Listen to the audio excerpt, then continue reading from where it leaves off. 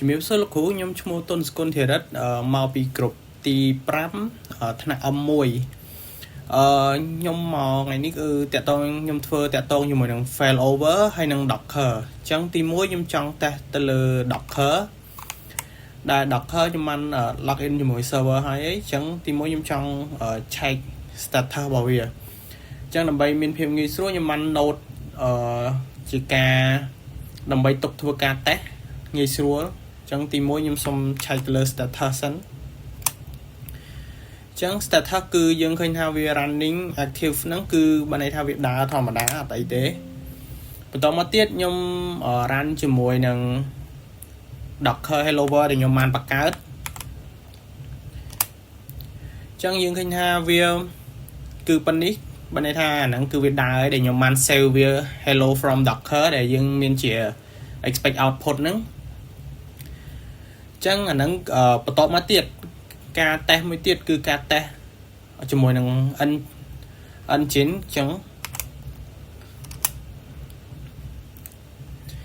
ឹងតេស្តជាមួយនឹង engine យើងមាន2គឺមួយជាមួយនឹង localhost ជាមួយទៀតជាមួយនឹងIP public IP អញ្ចឹងទី1ខ្ញុំសុំតេស្តជាមួយនឹង localhost យើងសិនមកអញ្ចឹងនេះគឺជា localhost ដែលខ្ញុំបានដាក់ហ្នឹងឬក៏វាជា default របស់ engine មកហ្មងអញ្ចឹងមួយទៀតគឺយើងតេស្តជាមួយនឹង public IP អញ្ចឹងយើងតេស្តជាមួយនឹង public IP មកអញ្ចឹងកន្លែងនេះគឺវា show welcome to engine អាហ្នឹងគឺជា expect ដែលយើងបាន expect ថាវានឹងចេញអាហ្នឹងមកអូខេអញ្ចឹងការតេស្ត Docker គឺមានតែប៉ុណ្្នឹងអញ្ចឹងខ្ញុំសូមចូលទៅដល់ការតេស្ត failover ម្ដងអញ្ចឹង failover ខ្ញុំបានបើកម៉ាស៊ីនហើយ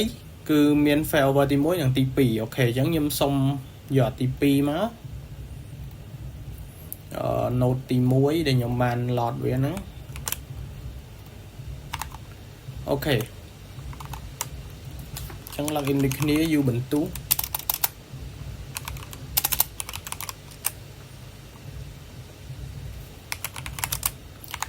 អូខេអញ្ចឹង failover ក៏ខ្ញុំមានជា node ដើម្បីងាយស្រួលក្នុងការតេស្តដូចគ្នាអញ្ចឹងទី1ខ្ញុំសូមតេស្តទៅលើ status របស់វាអញ្ចឹងថាវា online ទាំងពីរទាំង node 1ទាំង node 2ហើយគឺអត់ទាន់មាន list of resources គឺអត់ទាន់មានទេអញ្ចឹងខ្ញុំសូមធ្វើការបង្កើត virtual IP មួយអូខេអញ្ចឹងខ្ញុំបង្កើត virtual IP មួយមកដើម្បីយើងងាយស្រួលក្នុងការតេស្ត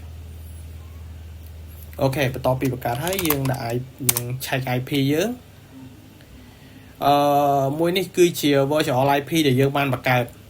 នេះ 10.22.0.101 ហ្នឹងគឺជា virtual IP ដែលយើងបានបង្កើតអញ្ចឹងបន្ទាប់មកយើងចង់ move IP ហ្នឹងទៅ node ទី2អញ្ចឹងអូបើខ្ញុំទៅបើក node ទី2គឺខ្ញុំអត់ទាន់ឃើញអីទេអូខេខ្ញុំទៅបើក node ទី2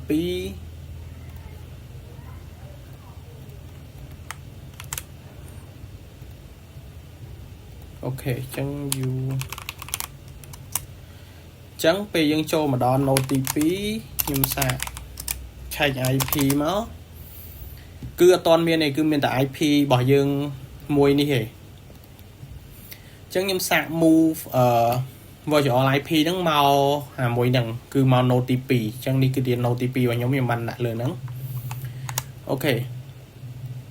ញ្ចឹងនេះ node ទី1នេះ node ទី2អូខេអញ្ចឹងខ្ញុំបើកនេះមកខ្ញុំចាប់ផ្ដើម move virtual IP ទៅ node ទី2ដើម្បីឲ្យយើងដឹងថាពេលយើងមាន failover គឺវានៅតែដំណើរការធម្មតាអូខេ waiting for វា change ទៅអីអូខេអញ្ចឹងយើងសាកឆែកម្ដងទៀត IPA គឺ virtual IP ហ្នឹងបានបាត់ពី node ទី1ឯងតែយើងសាកឆែកនៅ node ទី2អូខេចុះយើងឃើញថា virtual IP គឺបានមក node ទី2បានសម្រេចខ្ញុំថា failover របស់យើងគឺវាដំណើរការ 100% ហើយយើងអាចទៅឆែកមើលstatus របស់វាមិនសារទៀតទៅអ chẳng bây giờ chạy starter cứ dương khơi ha full of resources ní cứ dương khơi miền virtual IP môi để dương bàn bạc cá hay vì start hết nơi NoTP để sao dương move via màu NoTP chẳng chấm lệch bằng nhóm miền tại pan nắng ở con lục hủ Chụp số lúc hú nhung chung hông nào ví ngày đi đá nhung mà demo project tiệt ông chung mùi nắng backup server hay nòng load balancer tí muối dân tôi cả ASX cho tới cánh file server ní cứ chỉ IP được bỏ file server hay giờ thua cả test đời pra echo chỉ text message là file mùa lớn nhung thua cả đã thá testing 1 hello backup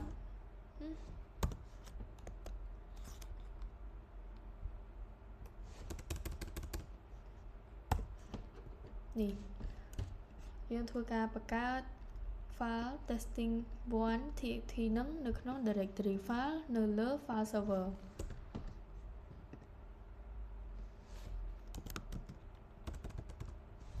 sorry cat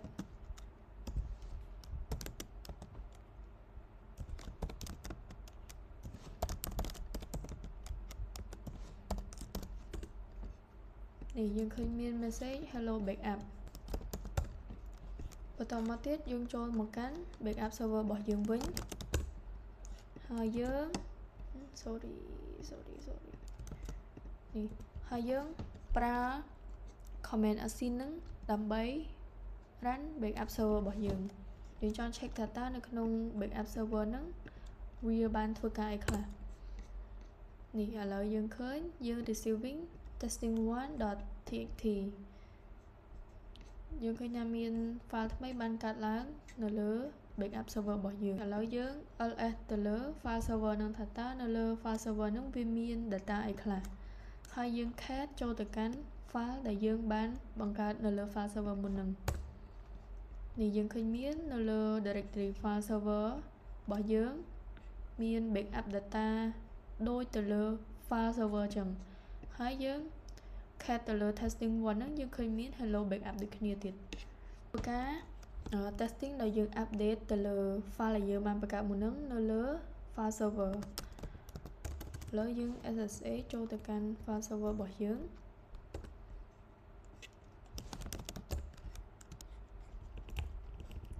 ឥឡូវយើង echo ដោយដាក់ message ថា update data នៅលើ file ដែលយើងបានបង្កើតមុនហ្នឹងបន្ទាប់មកយើង exit ចូលទៅកាន់ backup server របស់យើងហើយយើងប្រើ comment check ទៅលើ file server មុននឹងដូចគ្នាអញ្ចឹងយើងឃើញមាន file list នៅលើ testing 1 thì យើង cat ទៅលើ testing 1 ហ្នឹងថាតើ data ហ្នឹងគឺវាបានchange ទៅតាម file server ឬមួយក៏អត់នេះឥឡូវយើងឃើញមាន data ដូចគ្នានៅលើ file server ដែលយើងបានបដូរមុនហ្នឹង update data យើង SSH ចូលទៅកាន់ file server របស់យើងហើយយើងធ្វើការ remove file remove directory ដែលមាន data មួយកណូមិញហ្នឹងយើង remove directory file ឥឡូវយើង ls មើលទៅឃើញអត់មានអីទេបានន័យថា file ហ្នឹងremove ចេញអស់ហើយយើងចូលទៅកាន់ backup file backup របស់យើងនេះ receiving increment file list អត់មានអីទេន័យថា remove អស់ហើយយើងប្រើ comment នេះវា backup នេះដើម្បីយើង restore directory នេះមកវិញឥ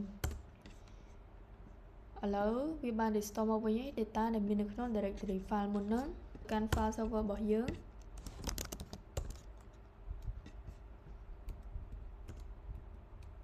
ហើយយើង ls ទៅលើ directory file ដែលយើង remove មុនហ្នឹងនេះឥឡូវ data មានមកវិញអស់ហើយនៅលើ file server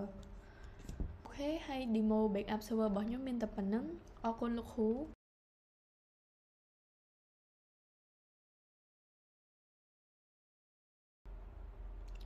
ជំរាបសួរលោកគ្រូខ្ញុំឈ្មោះហុងណាវីថ្ងៃនេះដែរខ្ញុំមក demo project ទាក់ទងជាមួយនឹង load balancer តពី backup server ឥឡូវនេះខ្ញុំកំពុងទៅនៅលើ load balancer server ខ្ញុំ check ថាតើខ្ញុំកំពុងតែស្ថិតនៅក្នុង domain មួយណានេះខ្ញុំនៅក្នុង domain nickgen.local ដែលជាproject user របស់ខ្ញុំផុសក្រុមខ្ញុំឥឡូវយើងធ្វើការ demo ទៅលើ load balancer ហើយ load balancer នេះដែរខ្ញុំ demo ជាមួយនឹងនៅលើជាមួយនឹង web server យើងប្រើប្រាស់ web server ដើម្បីធ្វើការ test web server នេះគឺជា IP របស់ web server balancer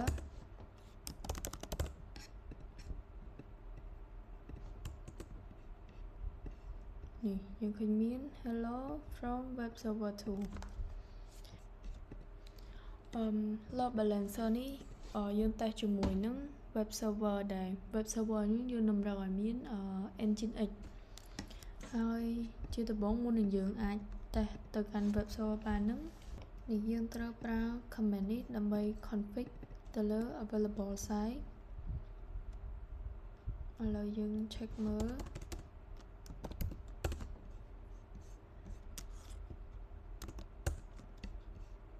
នេះយើងឃើញមាននេះគឺជា server IP address របស់ web server យើង allow នៅក្នុង load balancer របស់យើងបើសិនបើយើងមាន server 2 3ទៀតយើងអាច add នៅក្នុងនឹងបន្ថែមទៀតដោយយើងប្រើ IP address របស់ server មួយហ្នឹងហើយនេះជំហានបន្ទាប់នោះយើងត្រូវ restart Nginx របស់យើង restart ហើយបន្ទាប់ពី restart ហើយយើងធ្វើការ curl ទៅលើ server របស់យើងឃើញមាន hello from web server 2 នេះបើសិនបើមាន web server 2 3ឬមួយក៏ច្រើនទៀតវានឹង show នៅលើនឹងវានឹង show ជា text ផ្សេងៗដែលយើងបានបើយើងឧទាហរណ៍ថានៅលើ web server មួយយើងប្រើ command នេះដើម្បី stop Nginx ចង់មានន័យថា server ផ្សេងៗនៅក្នុង load balancer នឹងធ្វើការធម្មតាអានេះថាគឺយើង stop តែ server តែមួយឯងន័យថា server មួយ stop server មួយទៀតនៅដំណើរការធម្មតាដោយអត់ចាំបាច់ server មួយគាំងត្រូវគាំងទាំងអស់ហើយយើងបាន set up វាដាច់ដោយឡែកពីគ្នាអញ្ចឹងទៅមួយ stop មួយទៀតធ្វើការខ្ញុំមានតែប៉ុណ្្នឹងអរគុណលោកគ្រូដែលបានតាមដានទស្សនាសង្ឃឹមថាលោកគ្រូនឹងពេញចិត្តអរគុណលោកគ្រូជំរាបលាលោកគ្រូជំរាបសួរលោកគ្រូនាងខ្ញុំឈ្មោះគៀលីហួងថ្ងៃនេះផងដែរចំណុចរបស់ខ្ញុំគឺធ្វើទៅលើ web server ហើយ web server របស់ខ្ញុំធ្វើនៅលើ AWS ដោយប្រើ Ubuntu ហើយវាដំណើរការដោយ Nginx ចឹងខ្ញុំធ្វើការ login ជា Ubuntu ហើយចឹងខ្ញុំធ្វើការ វាយ comment មួយដើម្បី check មើលថា Nginx ហ្នឹងវាដំណើរការអត់ចឹងវាបាន active ហើយមានន័យថា web server យើងគឺអាចដំណើរការបានហើយខ្ញុំខ្ជូរដើម្បីចេញមកវិញ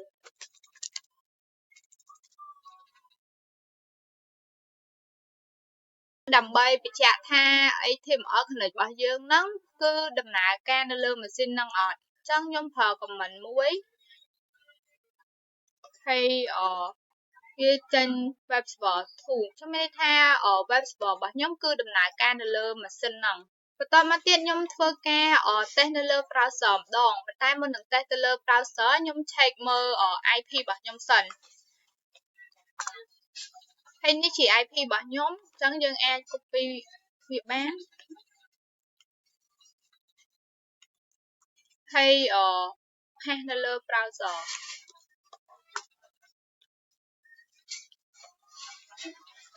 ចឹង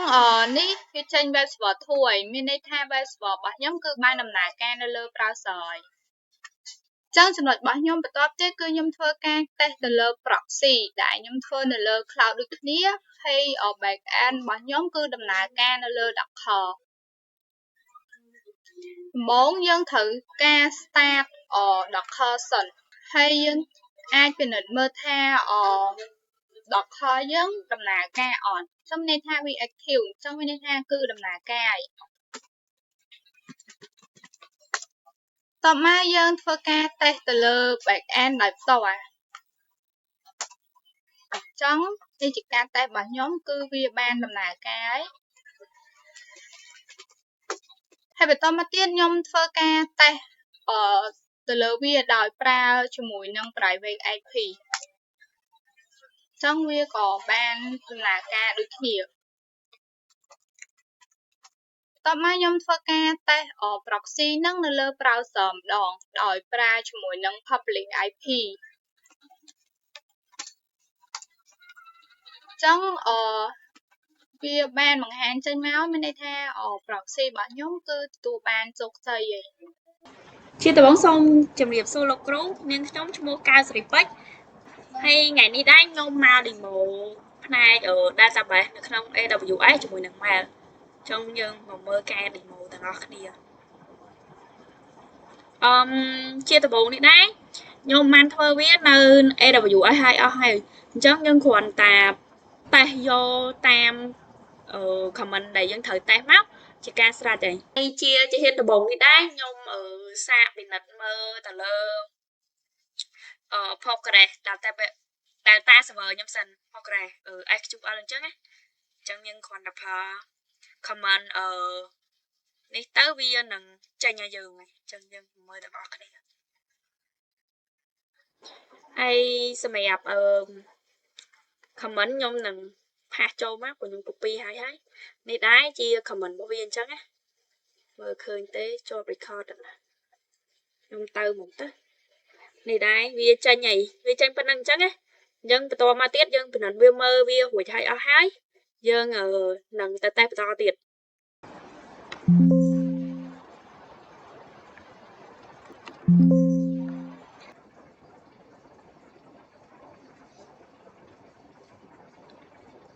ហើយបន្តមកទៀតយើងនឹង start វាយើង start វាដែរយើងប្រើ comment ដូចគ្នាអញ្ចឹងយើងទៅយក comment មកហើយយើងដើម្បីផាសវាចូលអញ្ចឹងបន្តមកទៀតយើងបាន copy comment ហ្នឹងហើយឥឡូវយើងចាប់ផ្ដើមផាសវាមកដោយសារខ្ញុំអត់ទៅសេហ្នឹងអត់ចង់ឲ្យវីដេអូហ្នឹងយូរគ្រាន់តែ copy ហើយផាសមកវាជាការស្រេចអញ្ចឹងណាអញ្ចឹងយើងផាសមក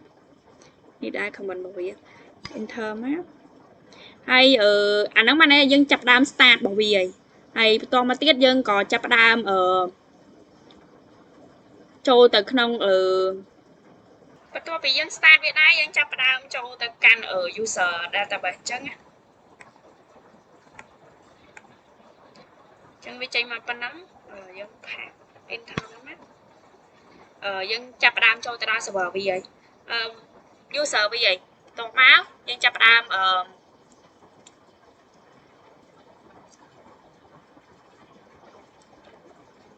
បន្ទាប់ពីយើងចូលទៅកាន់ user ហើយខ្ញុំនឹងចាប់ផ្ដើមបង្ហាញអំពីបញ្ជី database ដែលយើងបានធ្វើការតេស្តមុននឹងក៏ដូចជាយើង create វាហើយយើងតេស្តយើងវា store ទៅនៅក្នុងនឹងអញ្ចឹងណាអញ្ចឹងយើងគ្រាន់តែចុច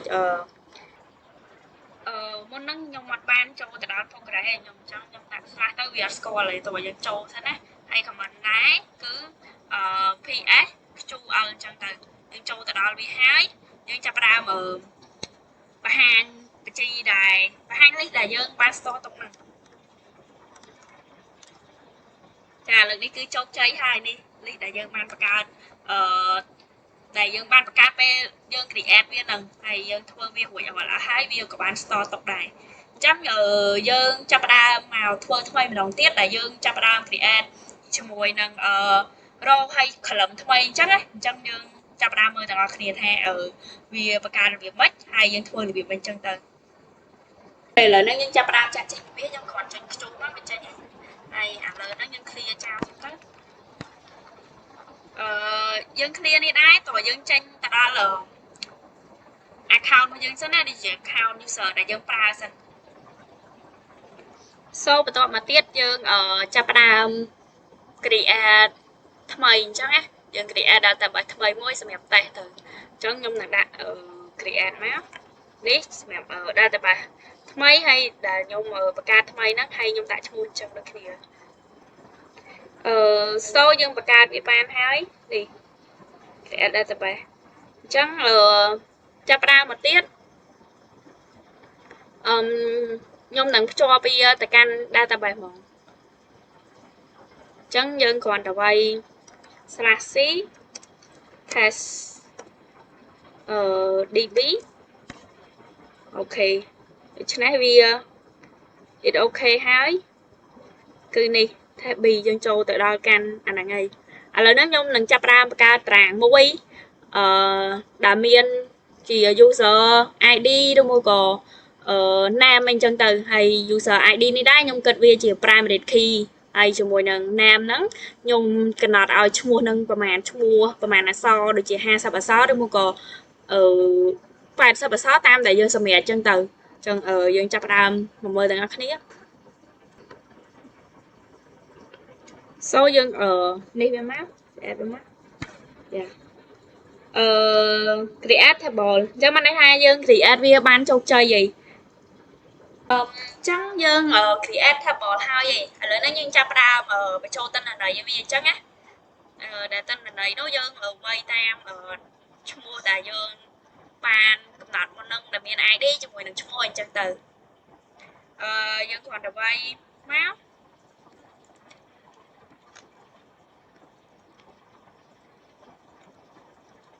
insert ជួយម៉ែវាអត់ចេញទេអញ្ចឹងមុនហ្នឹងខ្ញុំបាន clear វាចោលហើយកុំព្យូទ័រខ្ញុំកាំងដែរខ្ញុំចាប់ផ្ដើមចូលវាម្ដងទៀតយើងប្រើ command តារាណា sudo i .clear u postgres ហ្នឹងយើងចាប់ផ្ដើមវាយ command ហ្នឹងចូលមកយើងចូលទៅកាន់ database ដែលយើងបង្កើតមុនហ្នឹងហើយអញ្ចឹងយើងចូលទាំងអស់គ្នា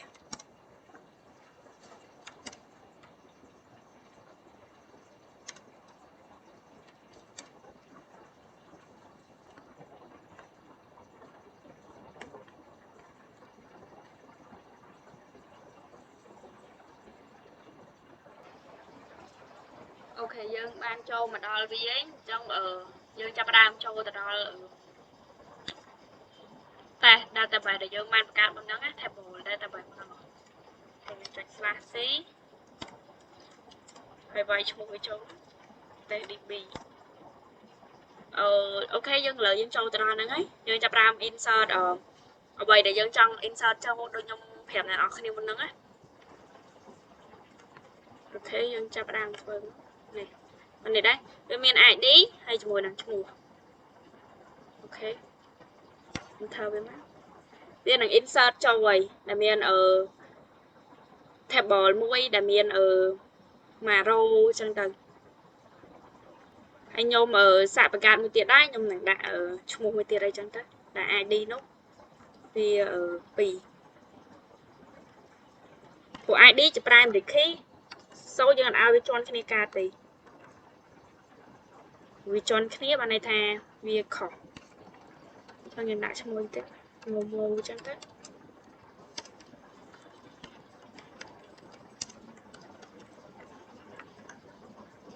អូខេយើងបង្កើតវាហើយអញ្ចឹងយើងចាប់ផ្ដើមមកសូវាទាំងអស់គ្នាដែលសូវានោះដែរយើងប្រើ command ដូចគ្នា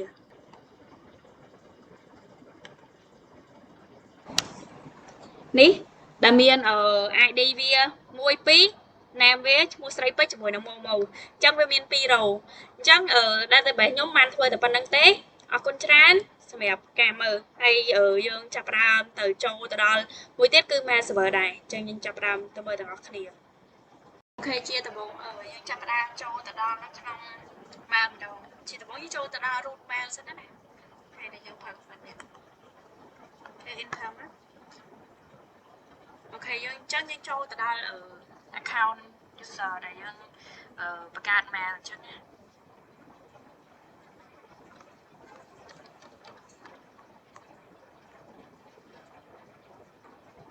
អូខេបន្ទាប់ពីយើងចូលទៅដល់ root mail ហើយ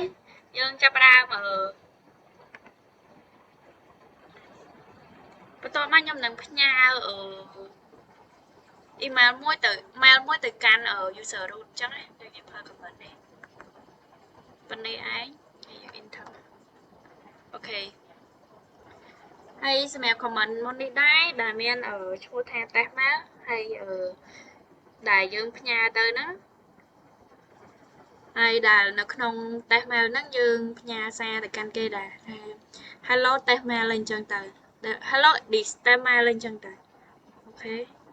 ហើយយើងចង់បង្ហាញវាចេញដែរយើងគ្រាន់តែចុចនេះមក mail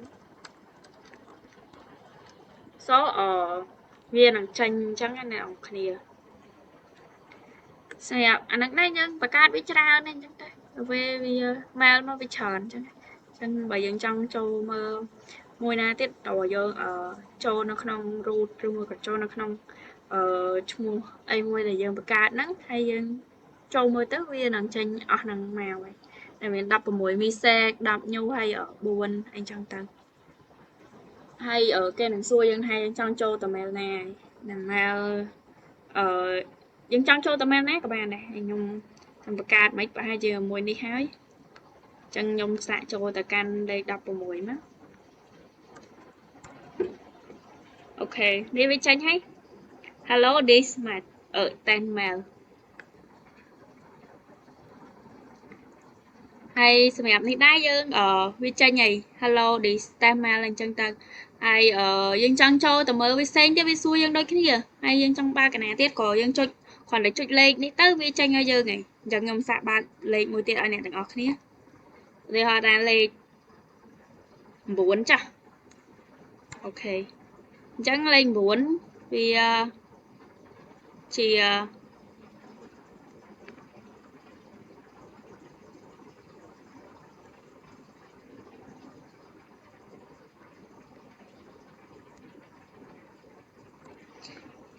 លេខ9វាចេញអញ្ចឹងមានន័យថាវាមានប៉ុណ្្នឹងឯងហើយខ្ញុំនឹងចូលមួយទៀតទៅកាន់លេខ1អូខេវាមានប៉ុណ្្នឹងដូចគ្នាអញ្ចឹងវីដេអូខ្ញុំក៏មានតែប៉ុណ្្នឹងដែរហើយសម្រាប់ test mail គឺមានតែប៉ុណ្្នឹងទេអរគុណច្រើនលោកគ្រូបាទជំរាបសួរលោកគ្រូខ្ញុំបាទគឹមរាជាសមាជិកនៅក្នុងក្រុមទី5ដែលនឹងមកធ្វើបទបង្ហាញពី file server ឥឡូវនេះសូមចូលទៅ user មួយដែលមានឈ្មោះថា IT user ដែលមាន domain ឈ្មោះថា netgen.local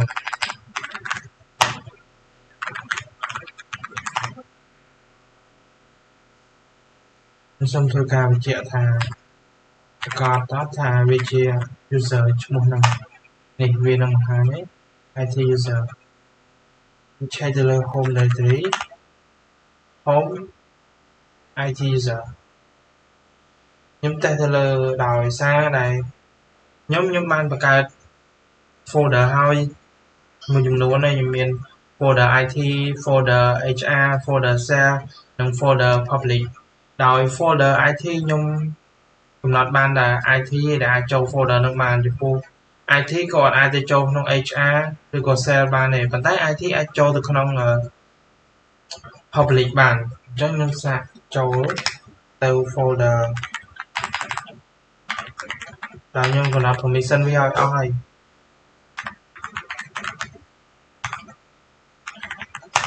នេះដោយសារ IT user របស់យើងវាស្ថិតនៅក្នុង department IT ដល់ពេលអញ្ចឹងវាអាចចូលទៅដល់ folder IT បានហើយឥឡូវខ្ញុំសាកដូរទៅដាក់ IT ដូរដាក់ HR វិញវានឹង load ថា permission deny បានន័យថា user ហ្នឹងអាចចូលទៅក្នុង folder HR បានទេដោយសារយើងបានកំណត់ permission ថា user ហ្នឹងគ្មានសិទ្ធិនៅក្នុងការចូលតតែ user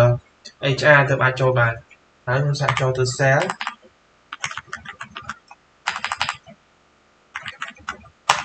នេះវា load permission deny ដែរឥឡូវខ្ញុំសាកដូរទៅ public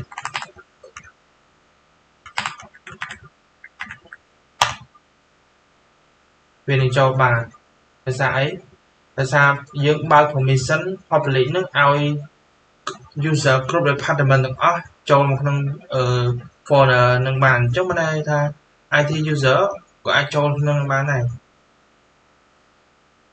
ហើយសូម switch ទៅ IT វិញខ្ញុំcheckមើលថានៅក្នុងហ្នឹងមានអីគេខ្លះ script share បុរាណនេះជា file ដែលខ្ញុំបានបង្កើត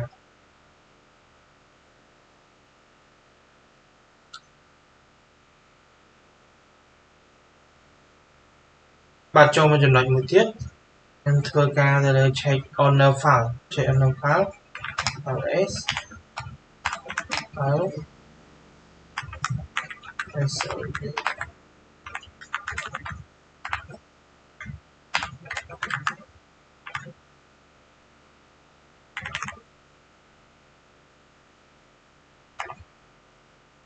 នេះវានឹងបង្ហាញ owner file ấy ថា backup folder នឹងថា owner ជាណានេះ IT admin root ជាចំនួន megabyte របស់វាថ្ងៃខែ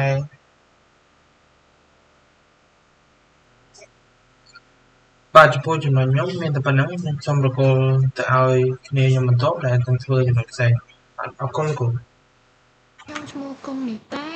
តកតងចំណុចដែលខ្ញុំធ្វើហ្នឹងគឺមានពីរ VPN ហើយនិង Terminal អញ្ចឹងដំបូងឡើយខ្ញុំនឹងធ្វើការតេស្ត VPN ដែលខ្ញុំធ្វើនៅក្នុង AWS មុនហើយនិង Terminal ដូចគ្នាហើយអញ្ចឹងយើងចូលមកដល់ VPN មុនគេតទៅមកការតេស្តវិញVPN ហ្នឹងដើម្បីធ្វើការតេស្តយើងត្រូវវាប្រមាណ IP A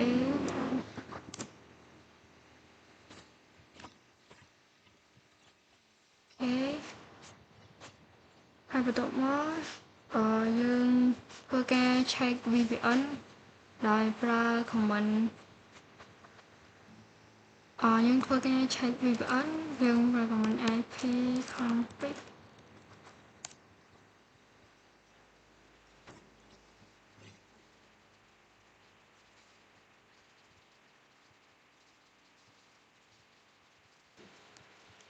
អូយ IPA នេះខ្ញុំបានពេញប៉ុណ្នេះអញ្ចឹងនឹងធ្វើការតេស្តទៅលើ IP មួយហ្នឹងខ្ញុំ clear សិនអញ្ចឹងខ្ញុំតេស្តទៅលើ ping ដែល show មុនហ្នឹងលេខបាត់ IPA ខ្ញុំនឹងតេស្តទៅលើ ping ដែលបង្ហាញមកហ្នឹងថាវា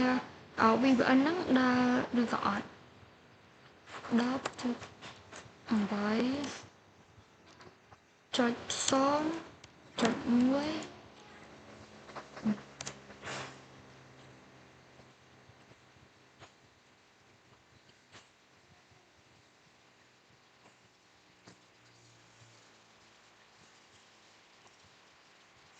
ចំពោះ ping ហ្នឹងពេលដែលខ្ញុំតេស្តឃើញថាដើរធម្មតាទេដោយសារតែ VPN របស់យើងបានដើរអញ្ចឹងខ្ញុំធ្វើការ scope វាសិនយើងប្រើ Ctrl C ដើម្បី scope ខ្ញុំនឹងធ្វើការ clear អញ្ចឹងទៅលើចំណុចបន្ទាប់ទៀតខ្ញុំនឹងធ្វើការតេស្តទៅលើ terminal នៅក្នុង AWS ម្ដងតើតើជាមួយនឹង terminal ហ្នឹងខ្ញុំបានធ្វើការបង្កើត user មួយនៅក្នុងនឹងដូចគ្នាអញ្ចឹងខ្ញុំធ្វើការតេស្តទៅលើ user ហ្នឹងថានៅពេលដែលខ្ញុំបង្កើតហ្នឹងដើរឬក៏អត់អញ្ចឹងតើតើជាមួយ user ហ្នឹងខ្ញុំនឹងធ្វើការ login ទៅ user មួយទៀតដែលមានឈ្មោះថា user មួយ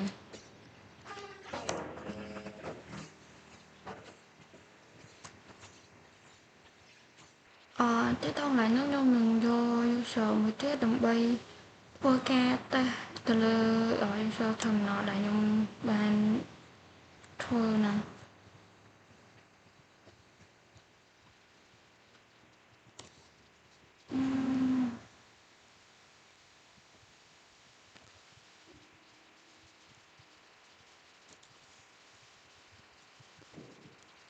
នេះខ្ញុំ login ជា user មួយទៀតដែលខ្ញុំបង្កើត terminal ហ្នឹងហើយ password 123ចឹងមានន័យថាទៅលើ user មួយទៀតដែលខ្ញុំបានបង្កើតហ្នឹងគឺចេញដូចគ្នាដែរដោយខ្ញុំធ្វើការ login នៅក្នុង booty មួយទៀតចឹងតើតងជាមួយនឹង VPN ហើយនឹង terminal នៅក្នុង AWS ហ្នឹងគឺបានបញ្ចប់តែប៉ុណ្ណឹងចូលដល់វីដេអូការធ្វើនៅក្នុង on demand វិញ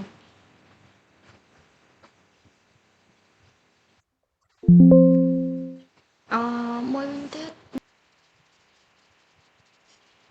ចឹងខ្ញុំនឹងបន្តតទៅជាមួយការតេស្តនៅក្នុង on demand វិញចឹងខ្ញុំធ្វើការបិទ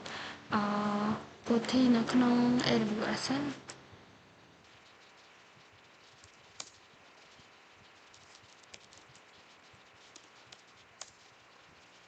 នេះគឺជាការតេស្តក្នុងម៉ាស៊ីនក្នុង វា8ម្ដងចឹងដំបូងឡើយដូចមុននឹងដែរខ្ញុំនឹងធ្វើការតេស្តទៅលើ VPN ដូចគ្នាមុនគេដែរហើយបន្ទាប់មកនឹងធ្វើការតេស្តទៅលើ terminal ទី2អញ្ចឹងយើងនឹងធ្វើការតេស្តទៅលើ VPN មុនគេចឹងខ្ញុំនឹងធ្វើការមើលទៅលើ IP របស់ខ្ញុំនេះ IP ដែលខ្ញុំទទួលបានអញ្ចឹងខ្ញុំនឹងធ្វើការតេស្តទៅលើ IP ហ្នឹង ping 10.8.0.1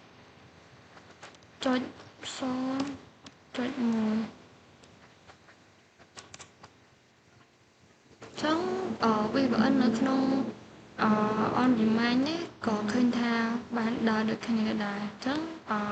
ខ្ញុំនឹងធ្វើការ scope ហើយទៅធ្វើការតេស្តនៅក្នុង terminal មួយទៀតយើងប្រើ command C ដូចមុននឹងដែរដើម្បីធ្វើការ stop ទៅលើ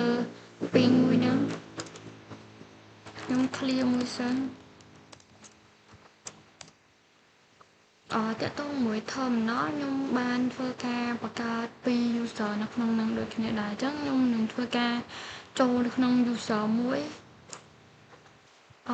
ញ្ចឹងខ្ញុំនឹងធ្វើការចូលទៅ user មួយអញ្ចឹងដើម្បី switch account យើងប្រើ command sudo ដល់ user ដែលយើងចូលហ្នឹងនឹងចូល user មួយ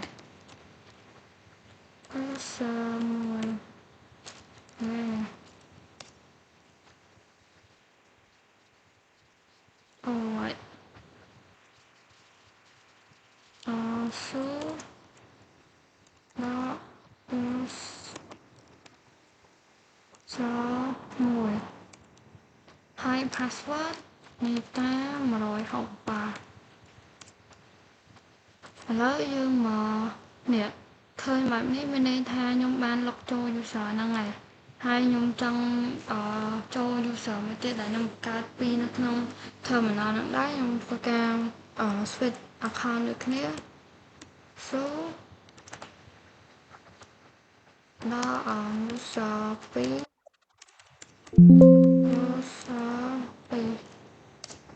ហើយ password នីតា168នេះឃើញមកនេះមានន័យថាយើងចូលបានហើយយើងចង់ដឹងថាយើងនៅក្នុងណាយើងវាយ comment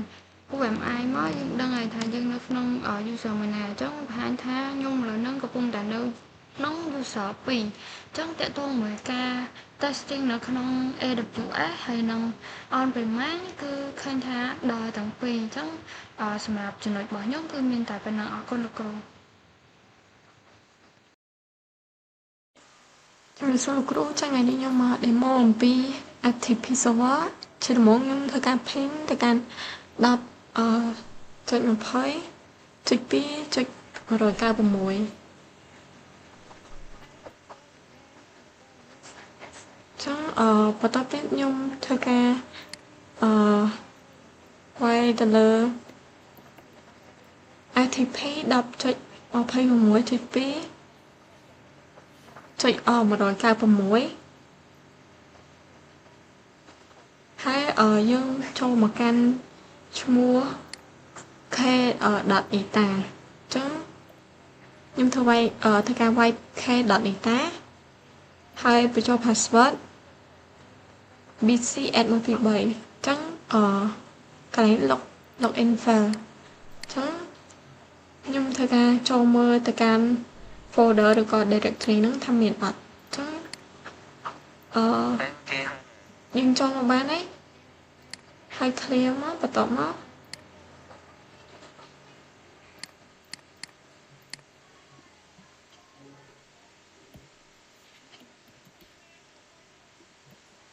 ចឹងខ្ញុំវាយ k.eta ហើយកន្លែងនេះយើង login សរសេរហើយអញ្ចឹងយក ls មើលហើយបន្ទាប់មកទៀត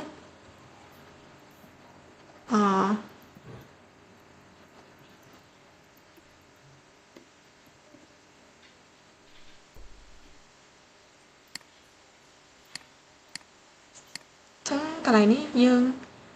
echo មើល hello from Meta នៅក្នុង folder testing.tk Johnny V invalid comment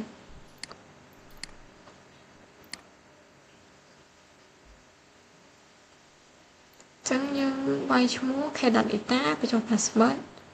ឥឡូវយើង login បានសរសេរហើយចឹងយើងវាយbinary switch binary mode ហើយយើងវាយ put testing.tt ចឹងនេះវា show មកហើយយើង clear and then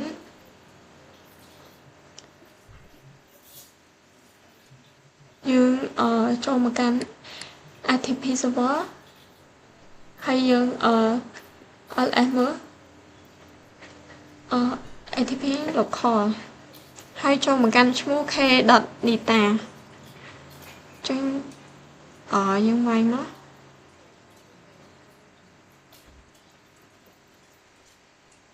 យក ls មកសិនចឹងនៅក្នុង home directory ហ្នឹងមានអ្នកគេខ្លះចឹងមាន k.data ហ្នឹងចឹងយើងចូលមកកាន់ VPN terminal ចឹងយើង cat testing.tt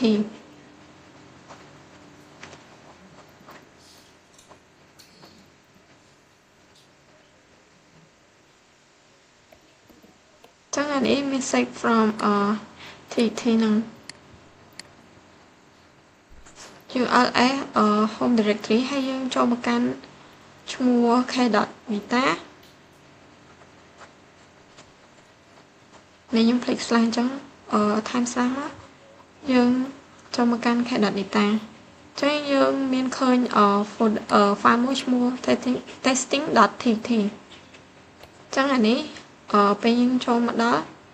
URL មកវាមានអាហ្នឹងមែនចឹងយើងធ្វើការ cat មើលចឹងអានេះជាអ្វីដែលមាននៅក្នុងfile ហ្នឹងចឹងយើងវាយពាក្យ vim testing.tt ហើយយើងធ្វើការថែមនៅអក្សរមួយចំនួនទៀតចឹងខ្ញុំធ្វើការថែមពាក្យខាងក្រោយមក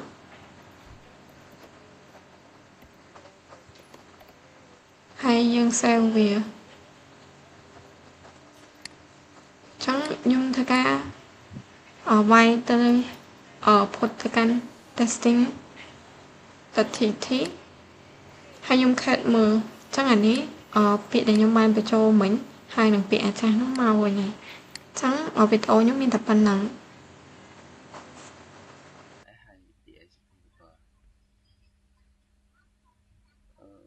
ចឹងដំបូងខ្ញុំតេស្ត directory របស់ខ្ញុំតេស្ត domain controller របស់ខ្ញុំវាយ Samba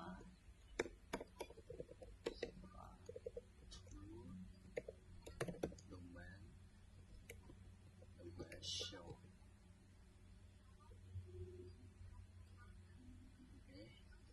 អូខេតោះមកនេះខ្ញុំ list user ឥឡូវខ្ញុំនេះឲ្យ user Samba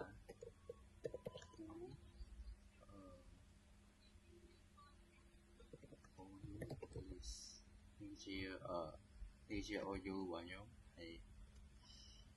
តទៅទៀតយើងអាច list មើល user ហើយយើងអាចនឹងនឹកមើលគ្រប់មួយទៀត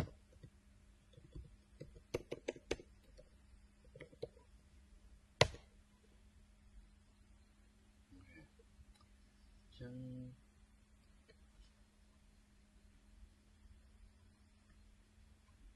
ហើយយើងតេស្ត DNS ចឹងយើង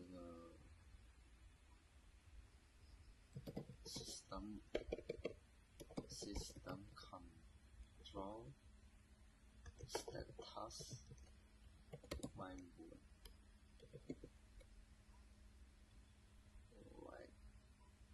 system control CTR CTR system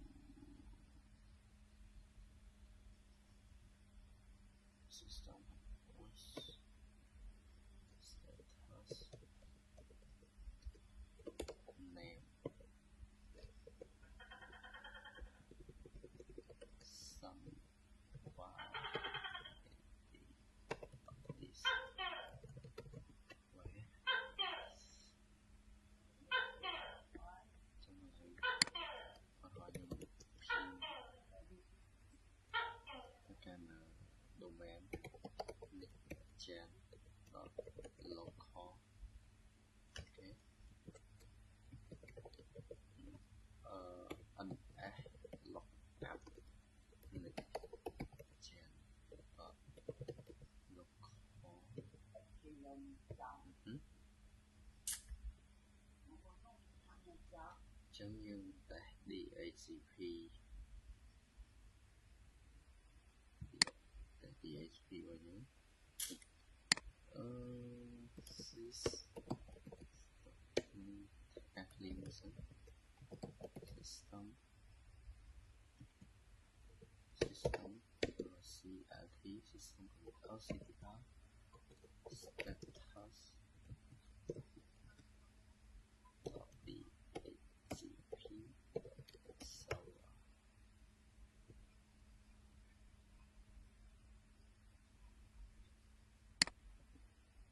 ok ចឹងDHCP របស់យើង active ហើយ running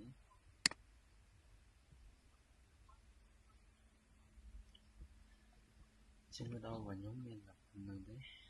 ជំរាបលាលោកគ្រូ